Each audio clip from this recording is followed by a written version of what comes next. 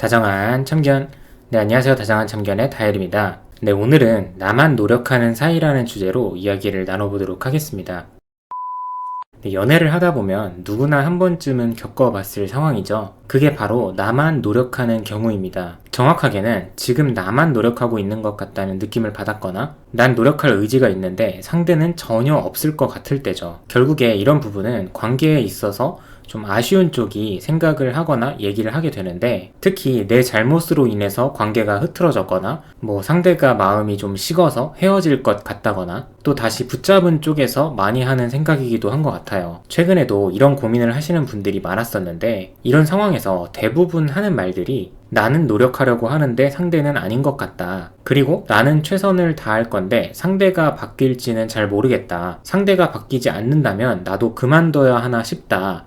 이런 말들이죠. 보편적으로 사람들은 보장된 걸 좋아합니다. 그래서 아직 일어나지 않은 사실은 아무도 모르는 미래의 결과에 대해서 집착을 많이 하죠. 내가 잘할 수 있을까?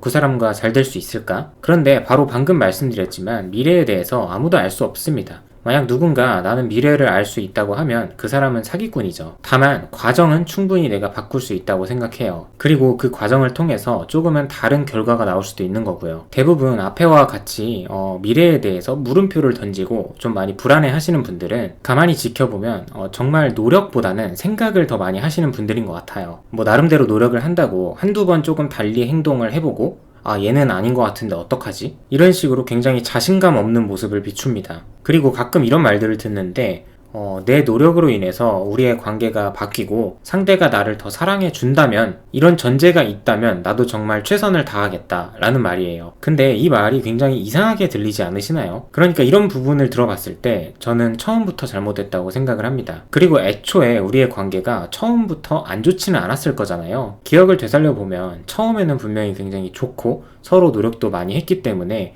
그 기억 때문에 지금도 다시 한번 잘해보고 싶은 거잖아요. 우리가 어떤 과정을 거쳐서 사이가 안 좋아졌다면 또 반대로 어떤 과정을 거쳐서 사이가 좋아질 수도 있다고 생각은 합니다. 물론 쉽지는 않겠지만요. 그런데 여기서 중요한 건 내가 어떻게 어떤 노력을 할 거냐 이건 것 같아요. 그래서 우선은 내가 더 많이 노력을 해야 하는 입장이라고 해도 무조건 참거나 의리되는 관계는 절대 이어가면 안 됩니다. 이런 분들의 특징을 보면 대부분 자기 표현을 잘 못해요. 그래서 미안해, 내가 잘할게, 다음부터는 안 그럴게, 이런 대응을 하시더라고요. 그러면 상대 입장에서도 그렇게 큰일이 아닌데, 별일이 아닌데 얘는 본인이 잘못돼서 미안하다고 하고 참기만 하는 게 느껴지니까 그런 일들이 바로 나를 쉽게 생각하는 그런 계기가 되는 것 같아요. 내가 참는 게 노력하는 거라고 생각을 해서 나는 그동안 이 정도를 참았는데, 이 정도의 노력을 했는데 왜 얘는 바뀌지 않지? 왜 얘는 알아주지 않지? 이런 생각을 하신다면 그건 철저한 착각이라고 말씀을 드리고 싶어요. 연인 간에는 항상 소통을 많이 해야 합니다. 참는 건 해결책이 될 수 없어요. 그래서 우선은 앞서 언급했던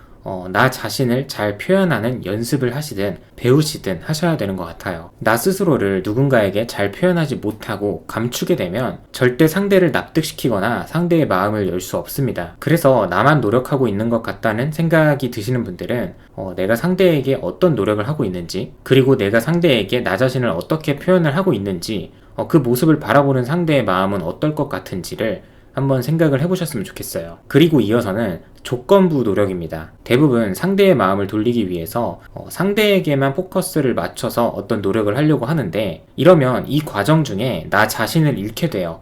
결국 굉장히 피폐해지게 되는 거죠. 우리가 관계가 안 좋아지기 시작했던 그때로 기억을 돌려보면 그만한 이유들이 있을 거잖아요. 여기서 한 가지 생각을 해봐야 할 점은 그때 우리가 관계가 굉장히 안 좋아지기 시작했을 때 내가 했던 행동이 지금 와서 생각을 해봐도 굉장히 나 스스로 부끄럽고 떳떳하지 못한 일이냐는 거예요. 나 스스로도 분명 부족하고 굉장히 아쉬움이 남는 일이라고 하면 이에 대해서 이제부터는 나 스스로에 대한 약속을 지킨다는 마인드를 가지셔야 한다는 거죠. 예를 들어서 사람들이 연애 위기의 상황에서 가장 많이 하는 게 뭔지 아시나요?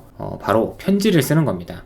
평소에 죽어라 편지를 쓰지 않던 사람도 헤어질 위기거나 아니면 상대를 붙잡는 과정에서는 반드시 편지를 써요. 그런데 이 부분은 저도 굉장히 부족했던 부분인데, 과거에 연애를 할 때는 여자친구가 편지를 받고 싶다고 그렇게 많이 말을 했었는데 정말 써주지 않았습니다. 근데 그때 저는 이런 말들을 했었어요. 나는 일단 악필이고 글을 잘 못 쓴다. 그냥 말로 표현하는 게 좋고 이게 내 스타일이다.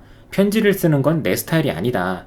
지금 와서 생각을 해보면 정말 말 같지도 않은 핑계들을 대고 있었던 것 같아요. 우선 상대가 원한다고 했었고, 조금 더 깊게 생각을 해보면 우리가 손가락이 없나요? 저 같은 경우에도 글을 잘 못 쓴다고 했으면서 어떻게 매일매일 카톡을 하고 핸드폰을 만지고 있을까요? 제가 경험을 해봤기 때문에 그렇기도 하지만 대부분 이런 말을 하고 행동을 하지 않는 사람들은 거의 99%는 다 핑계라고 생각을 해요. 노력을 못한 게 아니라 안 한 거죠. 되돌아봤을 때 저 스스로도 정말 부끄럽고 창피한 일이었고, 생각해보니 그때는 그냥 귀찮아서 하기 싫어서 핑계를 댔다는 걸 이제는 인정을 했어요. 그래서 이런 사소한 부분에 있어서도 그때 너가 말했던 편지에 대해서도 내가 이제는 무려 5번이나 써줬는데 넌 반응이 왜 그러냐? 왜 너는 노력을 안 해주냐? 그러니까 이런 마인드를 버려야 한다는 거예요. 이제는 그저 나 스스로와의 약속을 지켰구나. 나는 굉장히 떳떳하다. 이렇게 나 자신의 행동에 대해서만 생각을 해야 한다는 거죠. 그 다음에 내가 떳떳하게 행동을 했을 때 어떠한 결과가 발생을 하든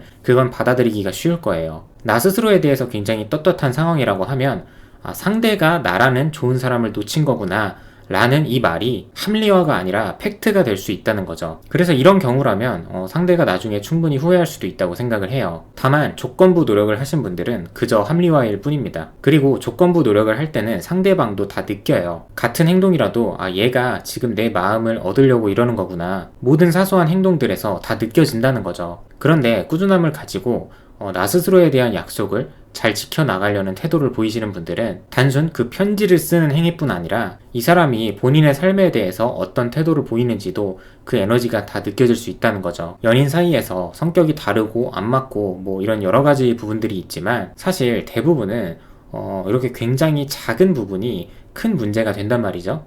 말투라든지 아니면 이 사람의 사소한 습관이라든지 이러한 부분들에 대해서 나 스스로 변해야겠다고 느낀다면 상대에게 보여주려는 게 아니라 나 자신에게 보여주려는 마음으로 나부터 먼저 변해야 한다고 생각을 해요. 당연한 부분이지만 내가 괜찮은 사람이면 또 괜찮은 사람을 만난다고 하고 결국에 비슷비슷한 사람들끼리 만난다고 하잖아요. 사람은 하루를 살아가면서 90% 이상 상당 부분에서 그냥 무의식 중에 살아간다고 합니다. 이 안에는 사소한 말과 행동들 모두 포함되겠죠. 욕을 자주 하는 사람과 자주 어울리다 보면 나도 욕을 할 확률이 높아지고, 반대로 말을 예쁘게 하는 사람들을 곁에 많이 두면 나 또한 그 예쁜 말을 배우게 됩니다. 하물며 보통은 연인과 가장 많은 시간을 공유하는데 내가 어떠한 말과 행동을 꾸준히 한다면 내 연인도 똑같이 배우게 될 확률이 굉장히 높다는 거죠. 내가 과연 어떤 노력을 얼마나 오랫동안 했는지, 혹시 기껏 일주일, 2주일 또는 한 달 정도 해보고 그런 건 아닌지 되돌아볼 필요가 있는 것 같고, 정말 현명한 방법으로 최선을 다했다면 이제는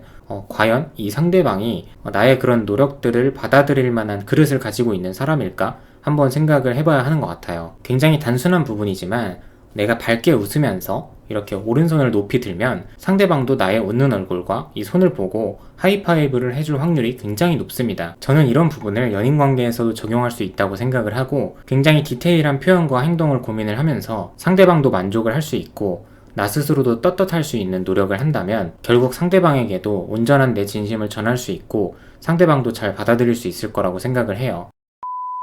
오늘도 영상 시청해주셔서 감사드립니다. 지금까지 다정한 참견의 다엘이었습니다.